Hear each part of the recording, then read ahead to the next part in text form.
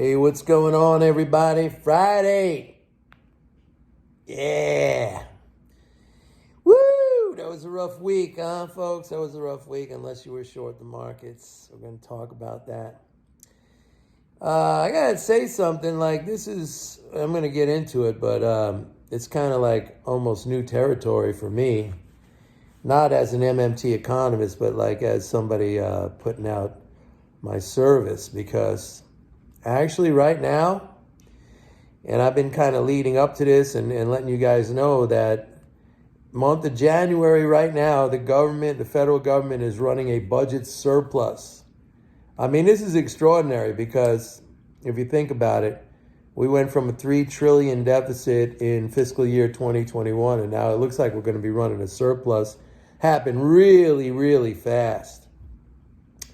But I'm saying it's new territory because, like, when was the last time the government ran a surplus? I mean, if indeed we end up doing a full year surplus. And the way it's going, it looks like that could actually happen. But the last time that happened, you got to go back to 2000, the year 2000, in the millennium. And that was the Clinton surplus, and that threw us into a deep recession. And it took the NASDAQ, 15 years to recover from that or something like that? That was the bursting of the dot-com bubble, the surplus. So, we're in, I'm not going to say it's uncharted territory, man. This is classic MMT. Now, we'll see how it plays out. Like, as an MMT economist, I'm telling you, like, this is not a good development at all. I mean, we're not even, like, yesterday I talked about a little thin layer of water at the bottom of the pool. I mean, the water's being now sucked out through the drain. I mean, there's no water, and it's just sucking air right now. It's so, like, I started my service in 2016 and 2016. Look, from 2003 until now, government's been running deficits, and a deficit, of course, is a net transfer to the financial balances of the non-government. That's good. I mean, it increases our stock of financial savings, and classical economics, S equals I, savings equal investment. But now we're going back into a world that we haven't seen in over 20 years. So it's interesting for me, but it's also challenging for me because I put out a service, and obviously I want to get it right. So MMT understanding would say that this is a negative development. I mean, this is kind of like, we're in the boat now of Greece, we're in the boat now of Portugal, we're in the boat now of Spain. Not because it was forced upon us, but we allowed that situation to evolve into what it is right now. I mean, it's very easy to get out of this if the politics was aligned, but it's not. I mean, all you would have to do is either cut taxes or increase spending to just boost that deficit back up again, and those net transfers would increase. But that's not going to happen because we know the situation in the Senate, where you got Democrats like Manchin and Sinema, who are going to go against, the other Democrats in the Senate, and the Republicans are all going to go against any policy that might look to improve. And I understand that from a political standpoint because they want to win in the midterms. But the economy is going to suffer. I'm going to make this statement right now based on an MMT understanding, and you could come back to me, 6 months, 9 months down the road and tell me I was wrong, but I think the economy is going to suffer. You can't run a budget surplus at this point in time. I'm not an advocate for a budget surplus really at any point in time, unless, you're a net exporter. And then in that case, foreigners are financing, they're the net spenders. But we are not. We're a net, we run trade deficits, big ones. So somebody's got to net spend, and that's the government, that's the sovereign. And we have this situation of the Fed's going to raise interest rates, which is not going to help the inflation situation, and it is going to increase debt burdens once they do that. By the way, cheers. It's Friday. I have a little vino. Full disclosure, I normally drink red. Just going for white tonight. We're having some fish. So yeah, that's where it is. And I'm not surprised that the markets are acting like this because it feels the drain. It can feel the drain. Drain is the stock of financial savings from the non-government when the government is running a surplus. So we have this backdrop. So what do you do in this backdrop? Basically, I mentioned before, it's like a Greece situation. It's like a Spain situation. It's like a Portugal situation. How do you characterize that? What does it look like? It's kind of like stagnation. It's stagnation. Now, of course, this is all going to be blamed on inflation because people don't understand this. Let me just, as a side note, not really as a side note, let me make the main point that they're going to cheer this on. I mean, the White House is going to, when these figures get out there in the media, and you're learning it here from me right now, that, and if it's going the way it's going right now in January, we could have a full year surplus, but they're going to be like talking about this. And they're going to be saying, look at what Biden did. Isn't this great? He's running a surplus. Who was the last guy who ran a surplus? It was a Democrat too. It was Clinton.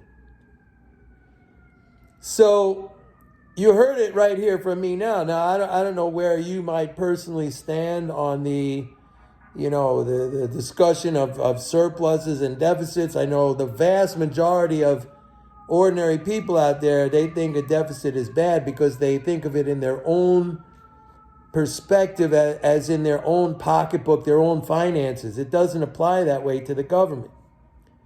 So they're going to say, I don't even know if they're going to give Biden credit for it, but they're going to say, okay, we got a surplus, but the economy is going to be shitty with a surplus.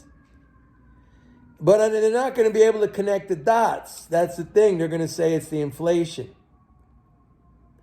See, and with the Fed rate hikes, they're going to keep the inflation rate higher than it otherwise would have been if they just would have left it alone. Because again, all these things are supply issues. They're starting to ease up. You're going to see it takes some time. I mean, we've been in a global pandemic. Come on, freaking Meatloaf just died. Meatloaf just died. And if you don't know who Meatloaf is, go Google that. I would do anything for love, but I won't do that. Meatloaf. And he was an anti-vaxxer, from what I understand. He had COVID and he died. And he said, if I die, I die. So, man, you got your wish, Meatloaf. I'm sorry. You're only 74. That's not even the average age of, male longevity here in the United States. Not that we got anything to brag about, because we don't. I think it's like, well, way down on the list, folks. Not me. I don't think, anyway. I take cold showers. I run early. By the way, this morning it was like, 16 degrees. I ran, tank top, shorts, did my 5 miles at 4:30 a.m. every day. Then I came back and I did a freezing cold shower. I do cold showers every single day. Every single day.